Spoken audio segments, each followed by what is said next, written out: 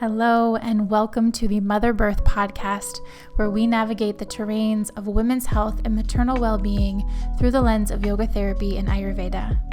I am Leanne Matullo, and I'm a perinatal yoga therapist, a doula, writer, creative entrepreneur, teacher, and mother. I'll be your guide as we excavate the mysteries of conscious conception, pregnancy, birth, postpartum, mothering in all its forms, and matters of the feminine. I'm so glad that you're here. Hello. Welcome to Mother Birth. I am so honored that you're here. I'm so honored that you are listening, maybe for the first time or yet again, as this is the fourth episode of Mother Birth.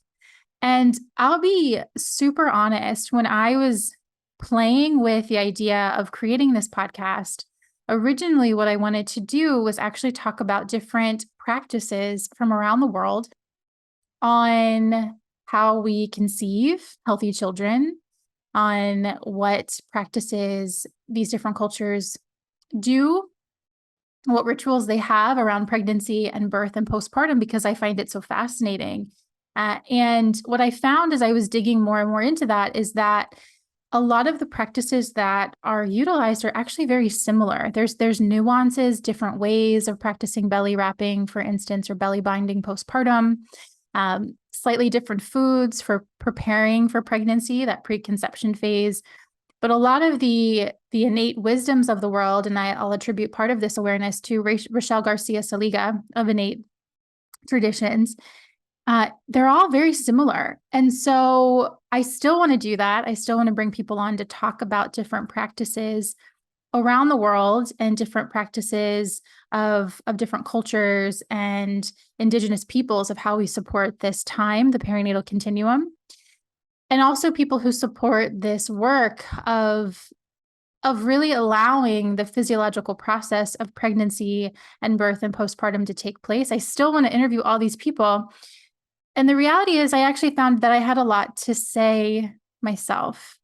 So we'll see how this season goes. I imagine there will be a few more episodes of this first season. And I imagine that all of these, or most of these, will be solo casts. So me sharing the wisdom as it has been passed down to me, quite honestly, quite frankly. And the wisdoms that I have gained from my own experiences, and that with working with so many other women, pregnant people, birthing people, but people I work with typically will identify as women, mothers, parents. Really, it's those experiences. So again, I'm just really honored that I'm in your ears, or if you're watching on YouTube and you see me and my dog, that you're here, because these conversations, of course, they matter to me, but I think that I know that they matter to humanity, that they're really important to the health of whole societies and next generations, and also the health of not just humanity and the humans, but the land and nature and the planet as we know it. So thank you for being here. And with that, today, what I'd really like to talk about is what is yoga therapy?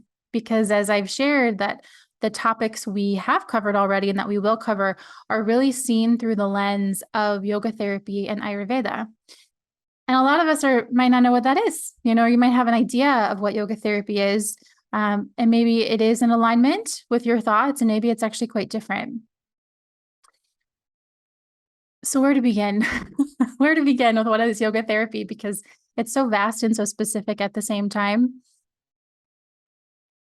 Yoga therapy is not new. That's something that I really want everyone to know, is that whereas this is a new pioneering field in the way that we do health and healthcare as we know it, yoga therapy is not new. And just like yoga and Ayurveda, these are very, very old traditions, 5,000 years plus.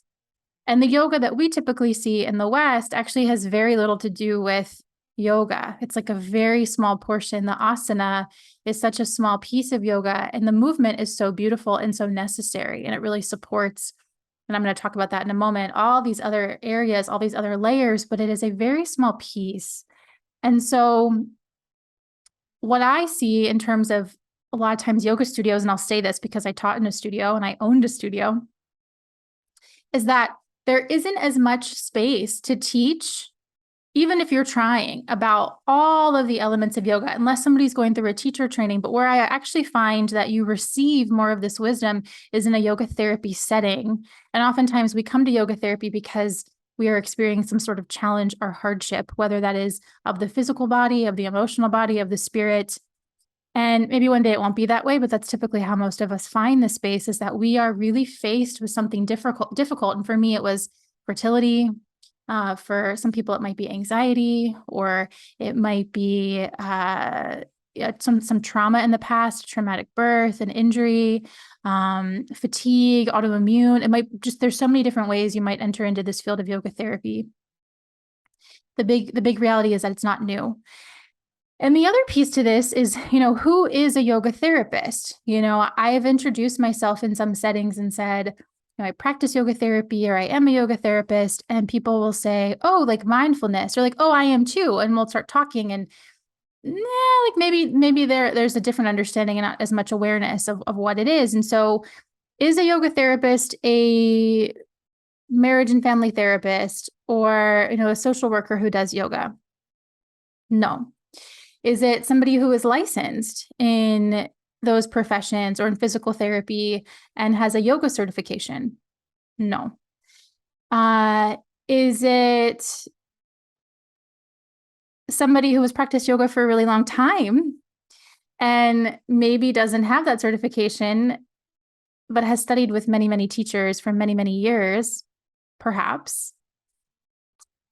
Yoga therapists are not, you don't come into this field by simply getting a yoga certification and by practicing yourself, because as I said, what we're actually missing is a lot of the other pieces of yoga. And so what yoga therapy actually is a healing modality that uses the tools of yoga, much like a physical therapist uses their tools or a mental health therapist uses their tools. We're using the tools of yoga to help a person facilitate their own healing process. So some yoga therapists will identify with the term as healer. I do identify that. The only issue I have with the word is that I'm not healing people. I am guiding them in practices that will facilitate their own healing process, that they are doing the healing on their own body, their own minds, their own hearts. It's very important. And the idea of yoga therapy is that eventually you're not reliant on somebody all of the time to support you. Now, that doesn't mean you don't have teachers. I have teachers for life that I will always sit with. It may not be every week, but I will always sit with them to learn, to be in that energy, to continue to study this ancient wisdom, because it is for life. Like, I will not even touch the vast knowledge of these traditions in my lifetime. And so it's really important to continue to have your teachers. But my idea is, when people practice with me, or they work with me to get pregnant, to heal their fertility, to move towards their birth, to heal from postpartum, to support their mental health, to support chronic pain or fatigue, that the idea is that they'll have really solid tools and they won't need me anymore.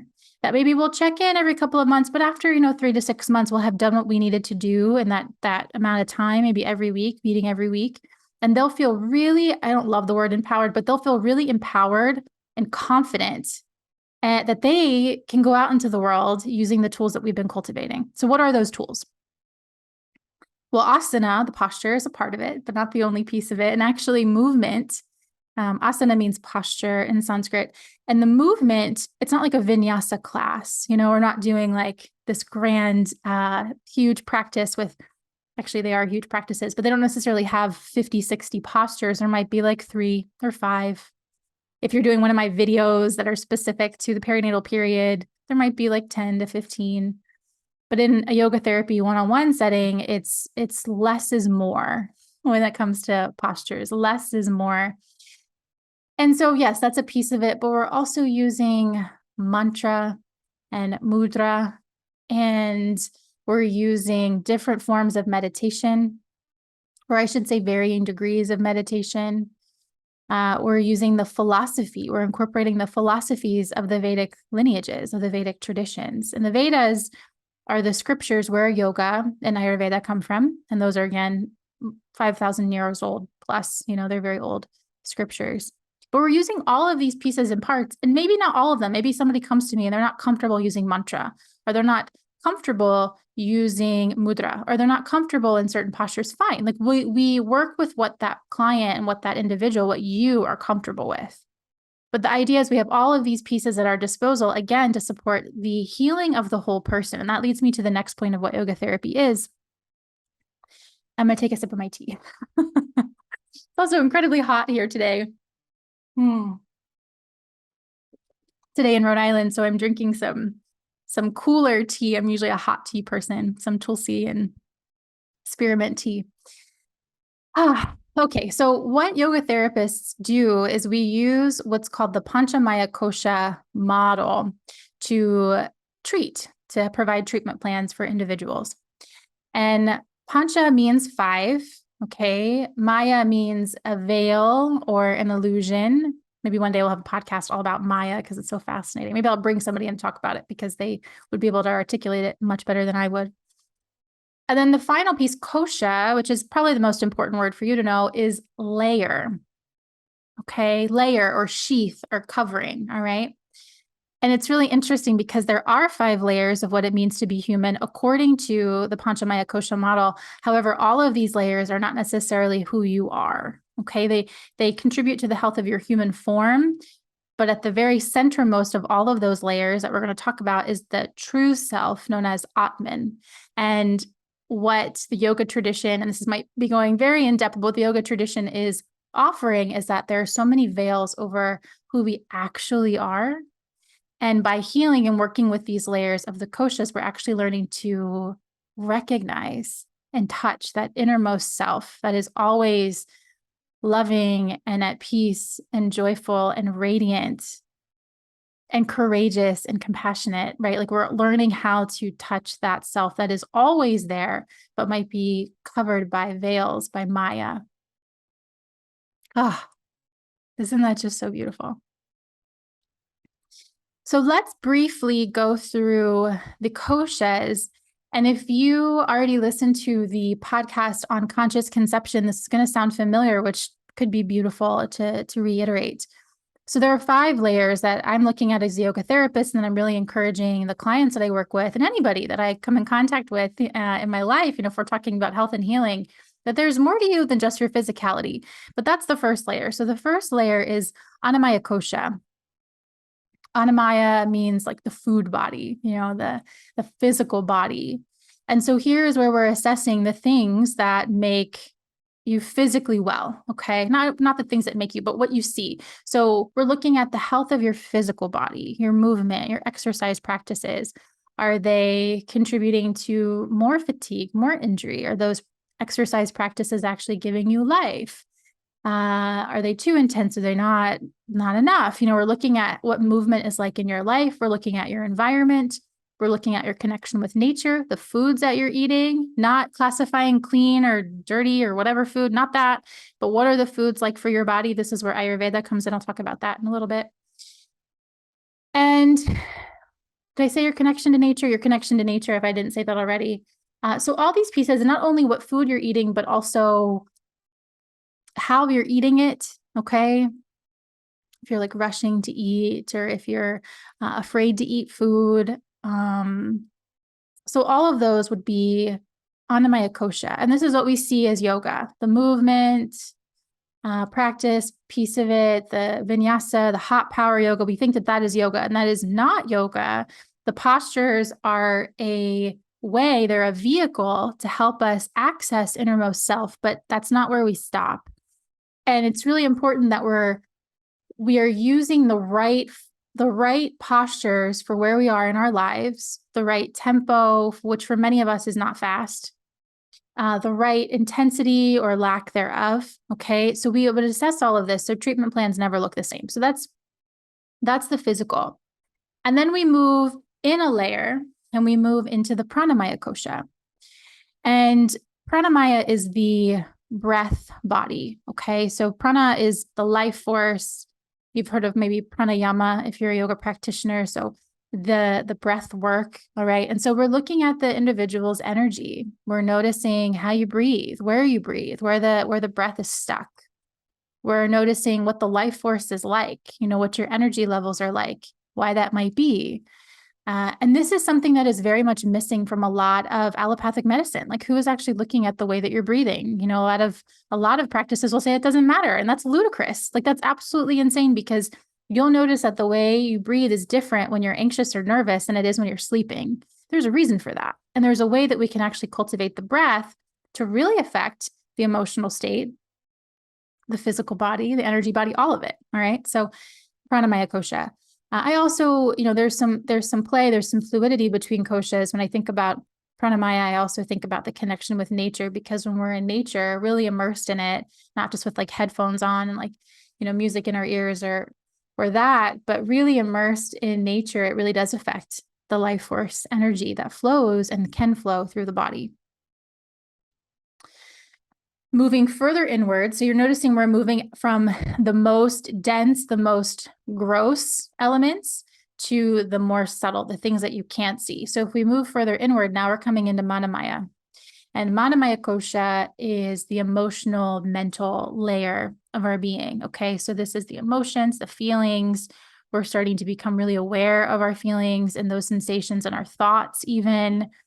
Again, this would still, for me, like, there's a heavy element of nature, and I do practice Ayurveda, which is very all-encompassing of nature. And so how is our connection to nature? Where is it lacking? Is that affecting our overall vitality? Is that affecting our emotional space? Okay, and what you can see here is that with yoga therapy, what we're recognizing is that we can't separate these parts of self when it comes to healing. We can't just say, I'm going to work on my physical health and that's it. I can't, or I'm only going to work on my mental health and that's it. No, like, all of these parts are intertwined. And a yoga therapist will see you as a multi-dimensional, multi-layered individual, and will help you work with all of these different pieces and parts to facilitate the healing process, whatever that looks like for you. Whether it's, I would like to heal my fertility. I would like to get pregnant. I would like to sustain a healthy pregnancy. I would like to truly heal postpartum. I would like to not be in so much pain. I would like to get out of this melancholy or depression state. I would like to stop being so hurried and harried in my life, like whatever it might be. I would like to love myself. All of this yoga therapy can help. So now we move into the two much more subtle layers of the kosha model, and we're going to move into Vijnanamaya kosha, which is the wisdom layer. That's a translation, the intuitive layer. This is where we're learning to connect. I see both of these as very spiritual layers, but we're learning how to connect with our innermost wisdom. And a lot of us have been taught to reject it, okay, to not trust our innermost wisdom, to actually more so trust logic and science, things that are outside of ourselves. When science is only now starting to even touch what yoga and other wisdom traditions have been saying for many, many years. Like, you couldn't find research on yoga, I don't know, like 20 years ago. It was laughed at even. And now mindfulness and yoga and breathwork and all these things are starting to come more into the quote unquote mainstream. But the idea of intuition is that sometimes what feels right for the heart, what feels right for the soul, is very different than what seems logical on paper. And what we're learning to do is actually trust that inner wisdom and build a relationship with it, because it is guiding us somewhere. And that's soul wisdom. And that's something that can benefit not just us, but our families, our communities, and again, all our societies. Okay. And then finally, the last layer as we go all the way in is Anandamaya. So Ananda is happy or bliss. You might have heard of Ananda Balasana, which is happy baby. Okay. Innermost layer. And so this layer is actually looking at, what is our connection to joy? What is our connection to pleasure? Do we have a connection to it? Do we shy away from it? Do we think we need to earn it? How often are we in those states of bliss and of pleasure? And it's so interesting, because I can guarantee you that whenever I was in any office for postpartum, for especially for fertility, for anything that had to do with my anxiety, nobody was asking me about my relationship to energy, intuition, or bliss. No one, no doctor, no physician, no specialist, even very few mental health therapists. They were not asking those specific questions. And listen, I am not I am not dogging allopathic medicine or mental health. Those are paths that have helped me in different areas. They have helped me because I did this work too. They didn't help me on their own. And that's my journey, and it may be different from yours. But I want to be very clear that you facilitate your healing, not somebody else. Okay? They can be guides and teachers and support you, but that's it. That's the idea, is that you learn to have this agency, this authority, this sovereignty. And so in a nutshell, that's yoga therapy. Is, okay, let's look at all these pieces and parts of an individual. For me, when I'm working with one-on-one, I work in an intake process. When I'm working with a group, I actually guide on how you can do this process yourself. And then we have live calls to talk about it. And it's beautiful and it's deep. And one of the things that I want to share is, just because you assess these different areas and you start practicing meditation or mantra, or you start practicing yoga asana, doesn't mean that you're going to feel happy and blissful all of the time. That is a very big misnomer of the meditation, breath work, even holistic, world, is that when you do this, you're going to feel good and happy, and you will feel good. I have no doubt that you will feel good in your movement practices. You'll feel better in the morning. You'll feel better in your body. It's also going to unearth the darkness, the things that are below the surface, the things that you don't want to face. And we need that, because the only way that we can actually move into places of healing is to move through the painful parts, the challenging parts. And so that's where I often say, this is where the yoga is getting good, is when you're like, oh, wait, like that's a belief that I have about myself, but is it mine? Or I've been operating in this way for years, but is it actually helpful? Or wait a second, I don't know if I want to continue on with these relationships with friends or with colleagues or with maybe even my partner, because they're not actually serving me in the way that I deserve, or in the way that actually feels reciprocal, right? Like there's so many things that can come up. So I want to be honest with that, is as you really go into a yoga therapy journey, the work is deep and it's beautiful and it's necessary, because those pieces and parts, once we excavate and work with them and explore them, they can be released. Okay, they can go back to wherever they came from, and it'll stop taking up space in your mind, in your body, in your heart, right? Ah, okay, more tea.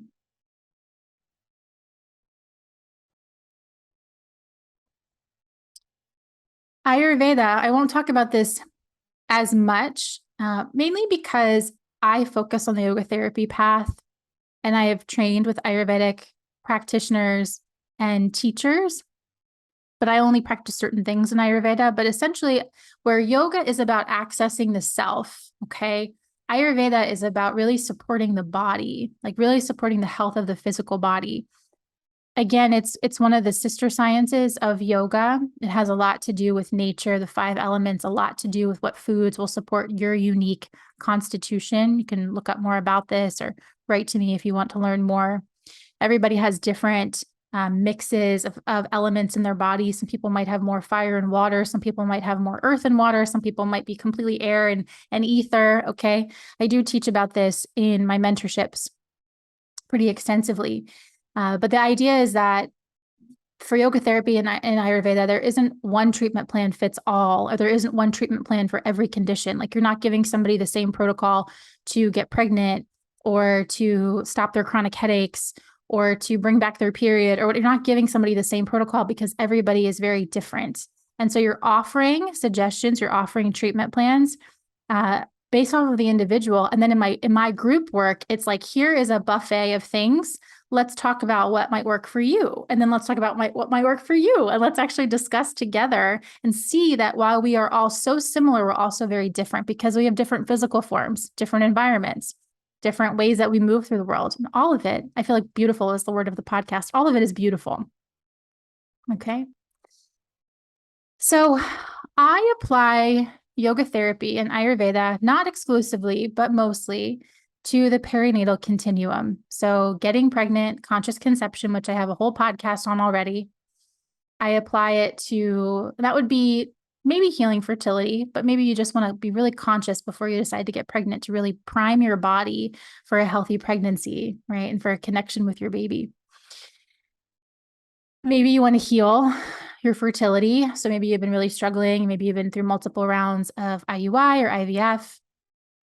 So I apply yoga therapy and Ayurveda to fertility and infertility, and it's really beautiful, the results that I have seen, that the people I've worked with have seen.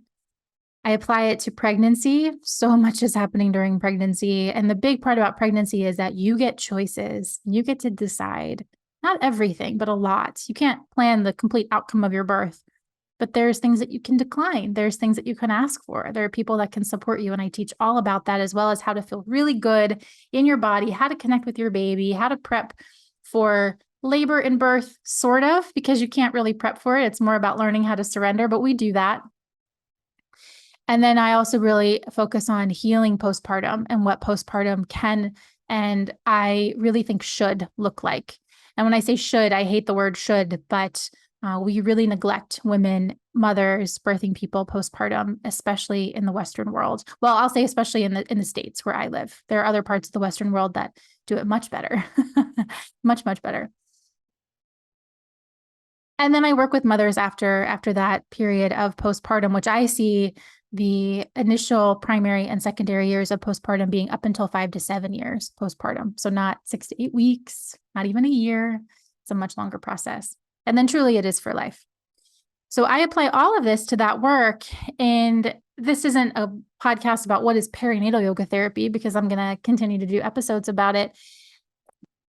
But this idea, again, it can't be new. It has to have been applied for thousands of years. But this idea of perinatal yoga therapy is a word that I've really brought. I haven't created. It's really come to me, and I've let it come out into the world as a way to support individuals in this continuum, because I don't really see anyone else doing it yet. I hope that it becomes a burgeoning field, and that we can work with, and I have started working with hospitals and fertility centers. And I worked with a NICU last year to support the parents of the children that were in the NICUs with yoga therapy, and that we can cross these borders, if you will, these boundaries of modern medicine and even academia, to really bring yoga therapy into the world in a way that is also holistic, that I do individual, I do group work, but that I also can really affect some of these bigger systems and maybe even build new ones. That's my dream. So I hope that this was interesting to you. I hope that you'll write to me if you have questions. My email will be in the show notes and also in the show description, because I do really want to hear from you. So if you do have questions, let me know. And I'm excited to continue on to have more conversations about pregnancy and birth and postpartum and fertility and women's health, maternal well-being, and how I see it through this incredibly vast and also so specific lens of yoga therapy and Ayurveda. I hope that you have a beautiful rest of your day. I hope that you will share these episodes, this podcast, with someone that you love. And if you think about it, because this is how I think, this is new to me, but this is how these things get shared, that you'll give us a nice 5-star rating. I do the recording, my husband edits. We do it in between nap times and pre-K and dogs sleeping on the floor. So I would really appreciate that, to share this work and to support more women, mothers, birthing people, and parents. So thank you, thank you, thank you. I will talk to you soon.